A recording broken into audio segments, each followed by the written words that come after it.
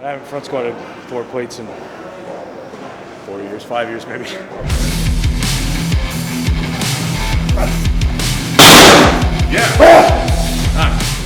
All right, guys, here we are at Train SF here in Dubai with Ben. Just want to thank you for your time. My pleasure, man. Glad to be here. Yeah. Honor and privilege. For sure. And he's basically giving me some feedback on my technique today for safety bar squats, Atlas stones, and making sure that I have proper shoulder mobility so that I prevent injury in my biceps. I've never had a bicep injury, and I never do, but I hear that 9 out of every 10 strongmen have a bicep injury. Yeah. Right?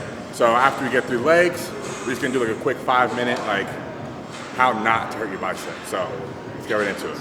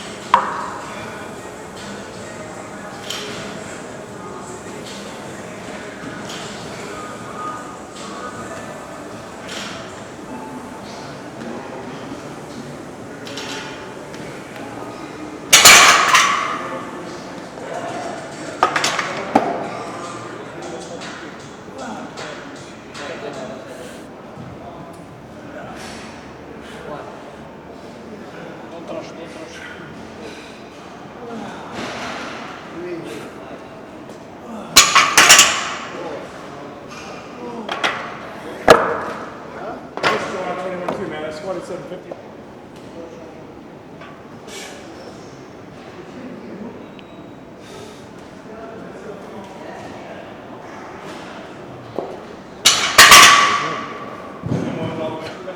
A belt for everything. Right. So now I've learned belt only in the top set. That's right. I developed that core strength, right? Dude, the thing that everybody misses in this sport, in your sport and mine, is pelvic floor. So if I say contract your pelvic floor, people are like, what does that mean? Well, literally, like what we feel like to stop your pee midstream and pull your balls into your stomach. It's very, very important in core stability, man. Like if you want to have a really stable pelvis, which is necessary for leg training. Absolutely. Yeah. Absolutely. 100%.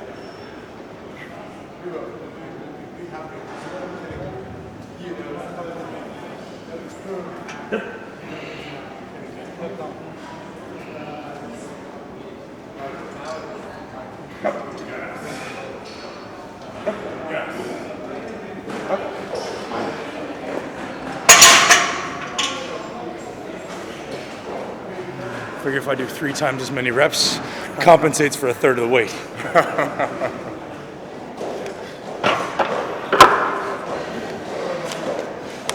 I haven't trained legs hard in 2.5. I haven't front squatted 4 plates in 4 years, 5 years maybe. Yeah, all right. Let's see how it goes today. I'm up for it, man. Feel good. Happy to hear it. Let's do it. World's strongest, Larry. Let's go.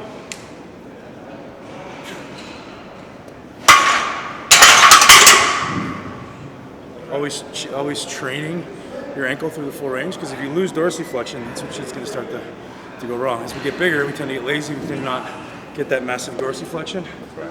So train it. Have you had any ankle injuries recently, or? 2009. Broke my foot. When you break your foot, you walk like this. So my ankle was fucked ever since then. But learning to like keep up with the activity, keep up with the range of motion was so important, man. Because I started having knee problems right after, and then when I learned to fix it, gone. So it's just, health long term for you is going to be about maintaining joint stability and joint mobility. Like, can I get to those ranges, right? Because anytime you go outside of the range that you can control, you're going to hurt yourself.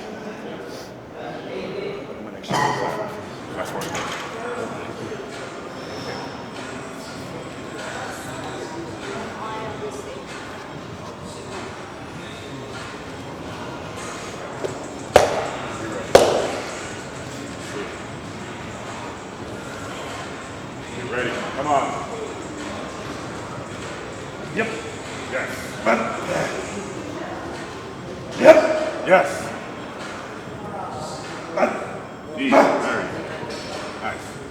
All right. But you haven't missed a beat. I'm trying to depth close, but It's not too bad. In the back. Yeah, for sure. Yeah. You gotta go to ass to grass and press squats. I can't, man. Like, this is literally as far as I can squat. People think I'm fucking full of shit, but I mean, I'm sure you. I would might like that in a powerlifting meet. Yeah. That's good to me.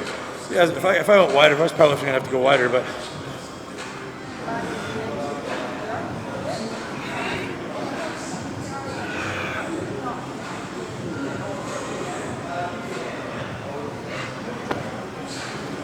When I felt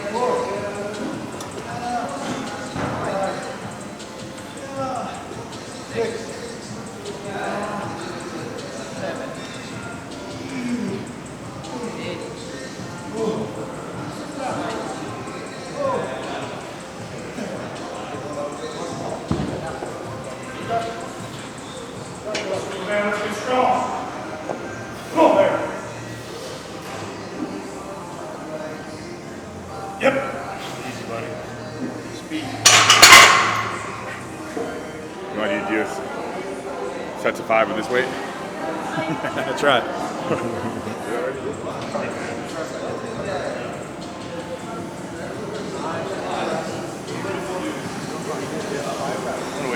See it.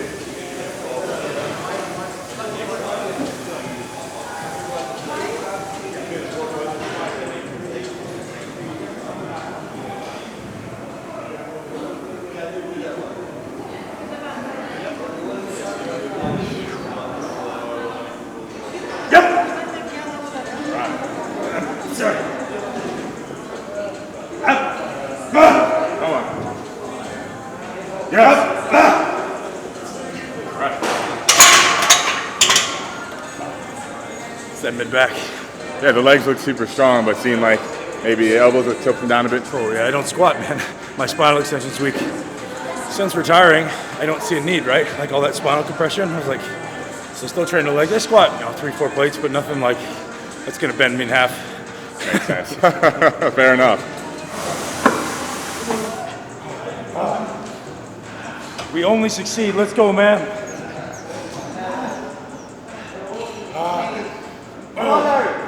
Let's do it, buddy. World's strongest. Come on, Larry.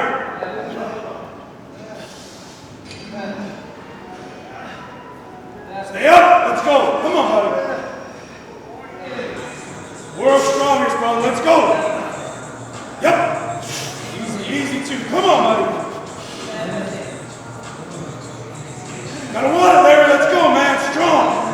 Strong hips. Let's go. Tight. Yeah.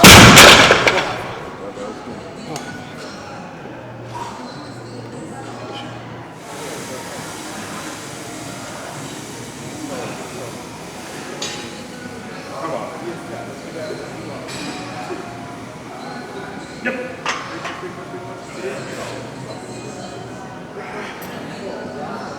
Come on.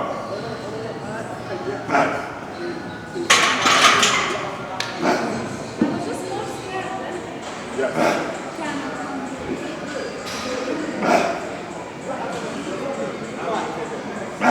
Yeah.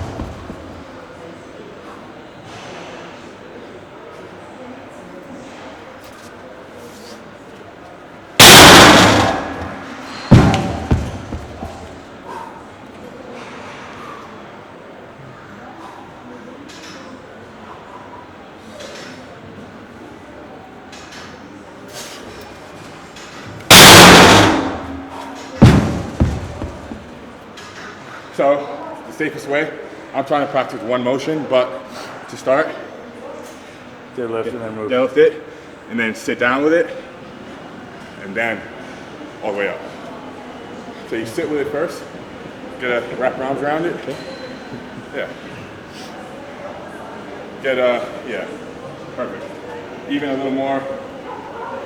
Yeah, there you go. How heavy do you guys usually go in competition? Competition of 200 kilos.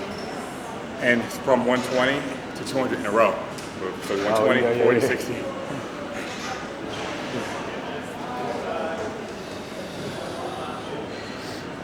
So I'm pulling it up and like locking it here, then lifting it then up. Well, you're pulling it up from the deadlift here, Yeah. sitting down with it as quick as you can, then getting your arm over as long as possible, and squeeze tight. Come on. Yes, sit down with it. Squeeze real tight. Nice. Perfect. That's one.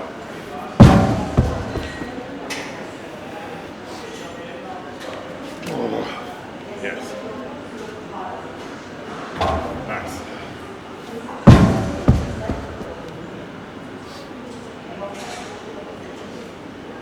Yes. Squeeze real tight. Explosive. Nice. Perfect. You even sit a little closer? Yeah. There you go.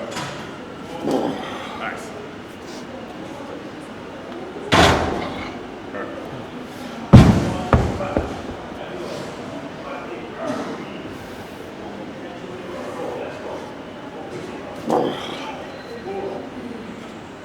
Easy. We're gonna loop that one for 3 or 4 sets, Adam. Real good. So you're gonna do strongman? You just did it. Exactly. You just did it. I'm not a good deadlifter. Well, I mean, historically I was, but not anymore. So Well, I couldn't tell from you lifting that stone there. Like effortless. All right. 5. That's exactly actually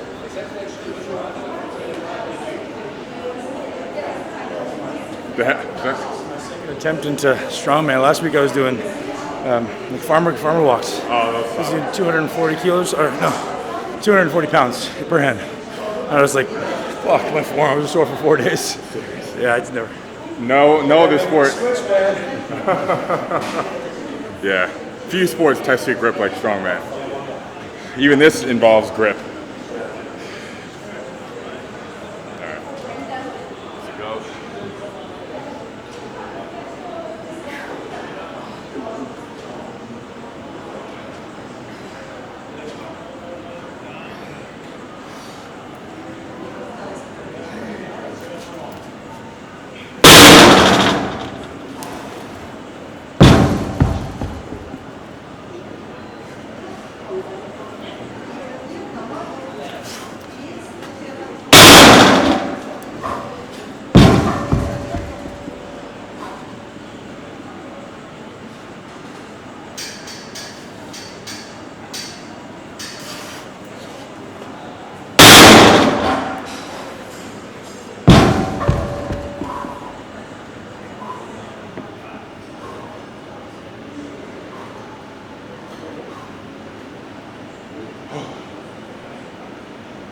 Stay, brother.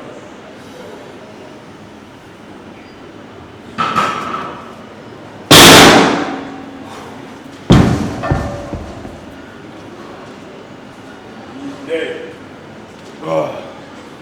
World's strongest, man. Let's go.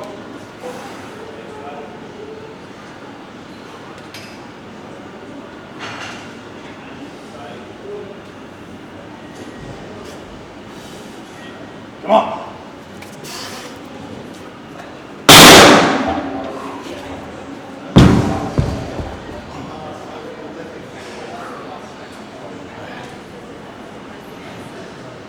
Seeing as 5 looked like it wasn't so easy. Definitely not. Maybe we'll try 3. Slippery Or 1. bastard. Yeah.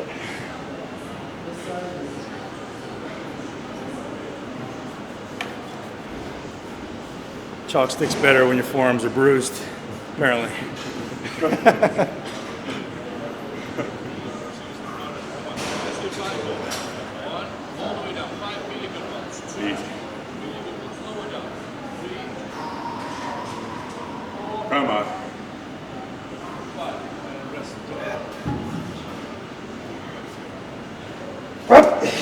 Yes.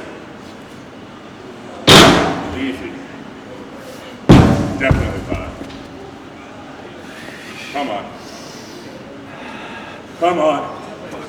Come on. Grip tight. Explosive and confident. Confidence. Good. Fuck.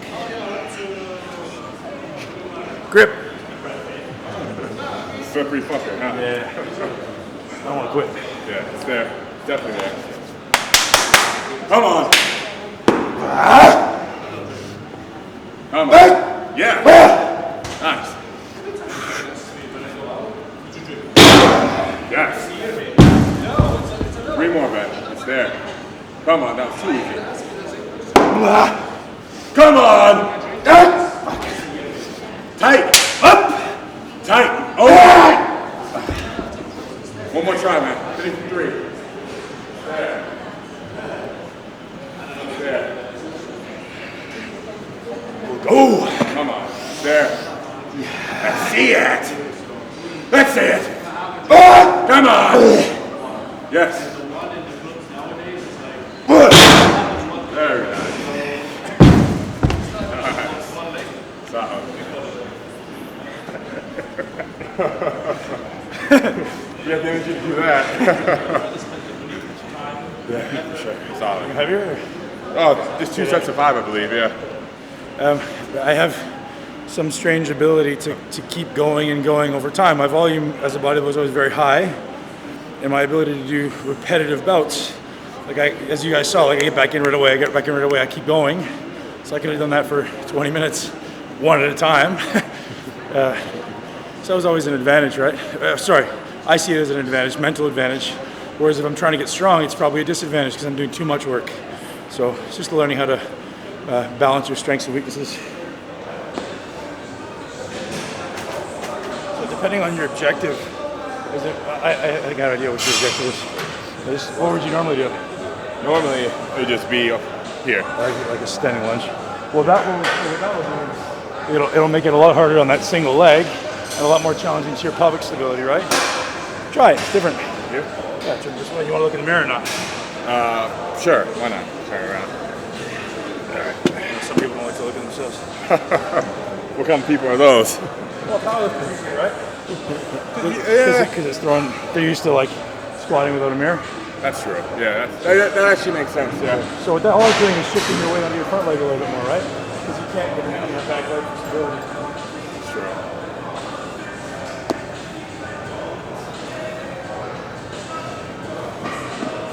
You have to load the shit out of that front leg. It's harder. For sure. Even body weight might be challenging enough.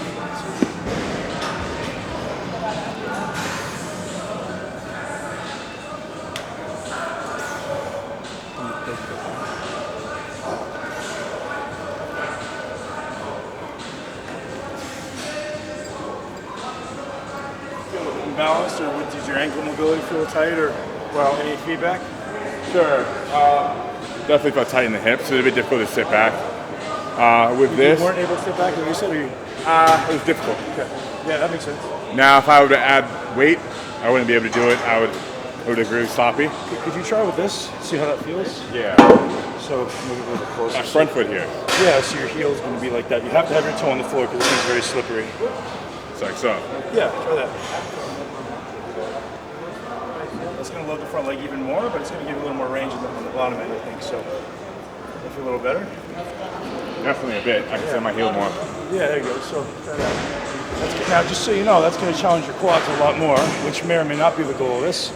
But because your knee is going further out over your toe, more challenging to your quads. So you will be using less weight, but it'll be more range of your hip. So, Yeah, I mean, just when my body weight feels challenging enough, at the most, maybe 10 kilo each hand, at the most.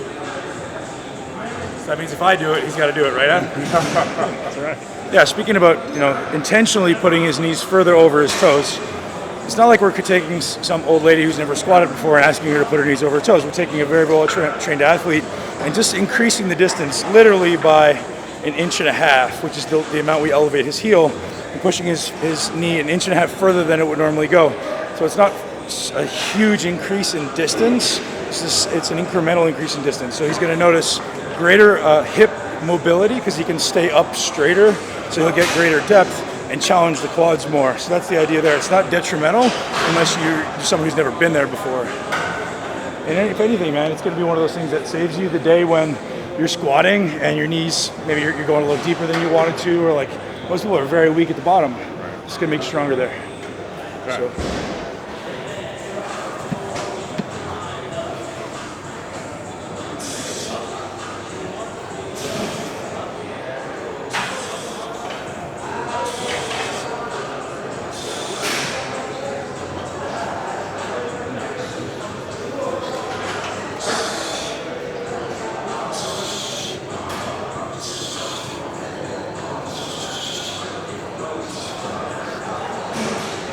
Put up here so I can bend over.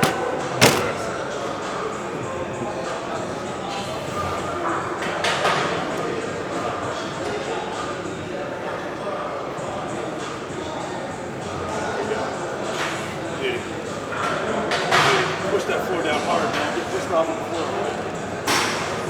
Strong pelvic floor.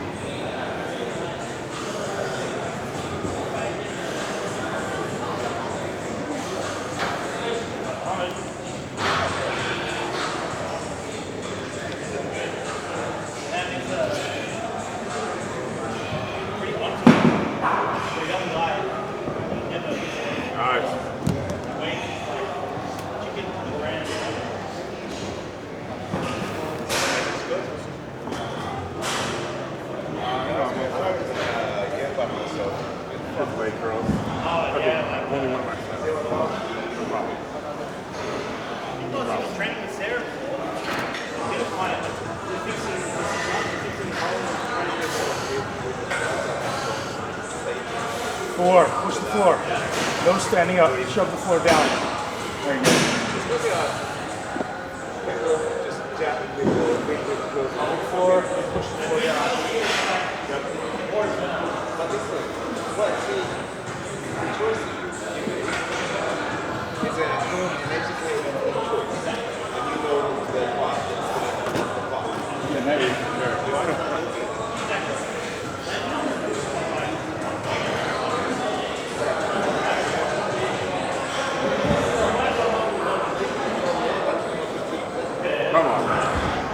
Come on.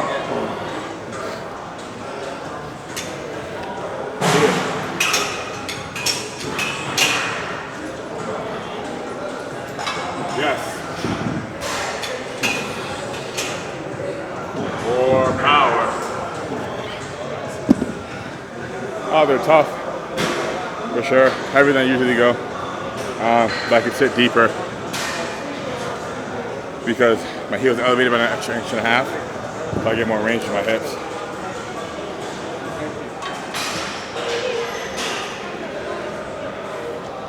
Roll that front leg, brother. Put all the weight over the front leg. There you go. There you go. All day.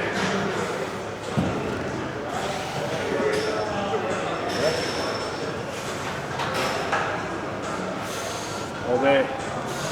Hard on that front leg. Make it hard, never easy.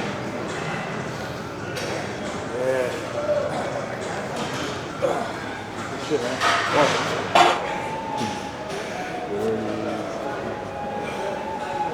Oops.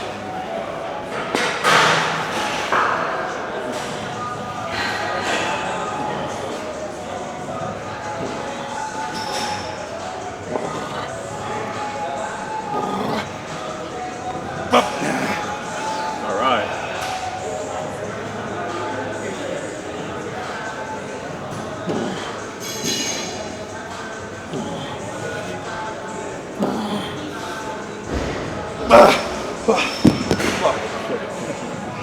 This is the stuff he doesn't want to neglect, right? Stability. Front leg, world's strongest, brother. Nothing but confidence. Nothing but winning. 4, 5, 6. Hell yeah. Good shit. Go. Nothing but confidence, Larry. 2. Win, let's go. 4. 5, yep. Strong. 1 more. Good shit, buddy. It's getting be my grip that gives out, not my fucking leg. Yeah. You're not out there.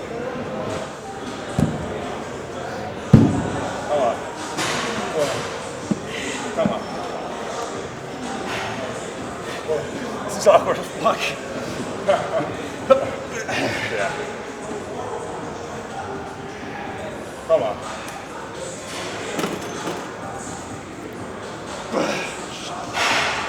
Yeah. He's there. Yes. Yes. Fuck.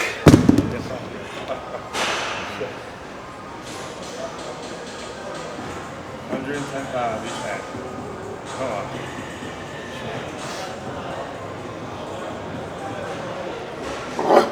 Come on. Come on. Yes. Definitely. Yes. Motherfucker.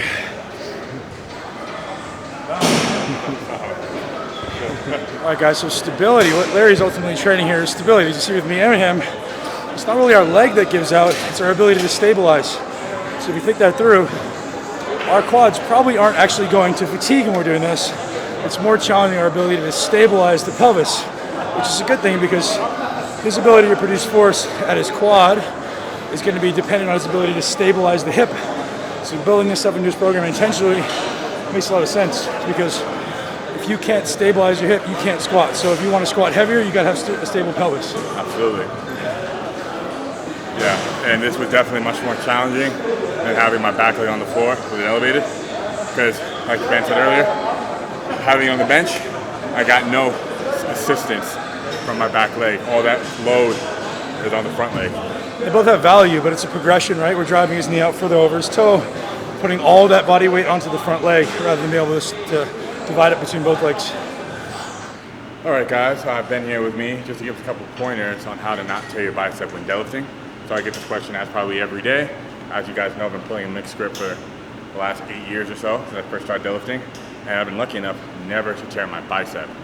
But I've been hearing from Matt, you've been telling me just so I never do tear my bicep in the future, it's really important that I keep my T-spine in a neutral position, keep my scapula back and retracted. That gives me the purpose to open up my biceps, right? And that the bicep mobility is directly linked to your shoulder mobility. Sure.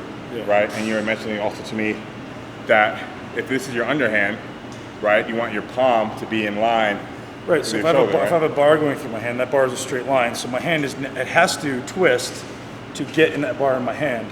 So if I don't have the rotation here, which is where it's supposed to happen, your body will find a way to do it here, and you're ultimately trying to curl, 900-pound deadlift, which is a big problem. So structure plays a big role in this, right? So if someone has a more rounded rib cage, so someone maybe tends to roll forward a little bit, they're going to be into this anterior position where they're rolled forward. This is going to be shortened, and all their scapula rolls out, and that's going to naturally roll them into an internally rotated position. So what we need to think of is how do we get them into a thoracically extended position and then retract and depress, right? So in order to externally rotate our shoulders, we have to have the shoulders back and down in a stable position. So one of the best cues you give people on a deadlift is I want you to externally rotate and pack your lats. That's going to keep your biceps safe, right? And as soon as you allow it to do this, which is often what happens when you get really, really heavy, biceps going to go if you don't have that shoulder mobility. So you have to really pay attention to, can I extend my spine, or when I get tired, do I start to flex? And at some weight, everybody starts to bend a little bit. So then you have to be really aware of, can I keep my shoulders back if it starts to roll forward? Do I have the shoulder mobility to not internally rotate? Because as soon as this happens, this biceps just get ready to tear. That's why that happens. And there's a lot of structural predispositions, as I said. Some people have the disposition, some people don't, but you don't know, right? Unless you know someone well enough to go, hey man, you have this, don't do that. It's next to impossible to tell. Understood. So key kind of takeaways, it all starts with thoracic extension, which in my world, or in anyone's world, really starts with breathing. So if you take a deep breath in, your thoracic spine naturally extends, right? So humans in current society breathe very, very shallow. We never take deep breaths. So practice a deep breathing practice. So really getting deep allowing your lungs to really expand, keep that thoracic extension. Practice that, right? That starts there, thoracic extension. Then I want to practice keeping my shoulders back and down under load, which is a great cue, as you say, to externally rotate and depress the shoulders on a deadlift. And then beyond that, it's like, how do I train this external rotation of my shoulders in that position? So I want to be here, externally rotating. All these things are necessary inclusions in your program. Absolutely. It was actually a great point, Ben. Thanks so much for your time today. And then we have to say we killed legs. You have squatted 405 in the front squat for the first time in 5 years. Yeah. That's awesome, man. But when you're 21, when you're just a couple years younger than I am right now, you said, what were your best flips? Like 750 for 3? Yeah, I was doing 750 for squat and deadlift, for 3 reps on the squat, maybe 4 or 5 on the deadlift. That was my goal when I was young, right? Like many young guys are like, I want to get really strong. And then I realized I was good at getting strong, but I didn't love the way the sport was at the time, which is ultimately 17 years ago. So it's come a long way, whereas back then it wasn't necessarily, guys didn't look like you, right? So at the time I was like, you know what, I want to be a bodybuilder. I just liked the idea of being a strong bodybuilder, which I was during my career. It's just been a couple of years removed. All right. Well, you have to say Ben is super strong, and he's 38 years old. Thanks, man. So I hope to say, Don't hate on me because I'm old, man. Come on. I don't want your pity. I don't want your pity. No, honestly though, I started training when I was 13, and I can only imagine what my body's gonna feel like when I'm 38. Right. So I always give utmost respect to guys. Just gotta respect it, man. That's what I'm saying with all this range of motion stuff. I talk about stability. I talk about making sure you maintain those ranges. If you do, you're gonna be safe. Yeah. Like if you don't, you're playing with fire. You may have predisposition, you may not, but I don't want to take a chance, right? That's right. Yeah. Well, guys, on that note, thank you guys so much for watching. And where can we find you on social media? So my brand is Muscle Intelligence. You can find it at muscleintelligence.com, Muscle Intelligence Podcast, or on Instagram and everywhere else at BPAK Fitness, BPAK Fitness. Awesome. On that note, see you guys soon. Thanks, buddy.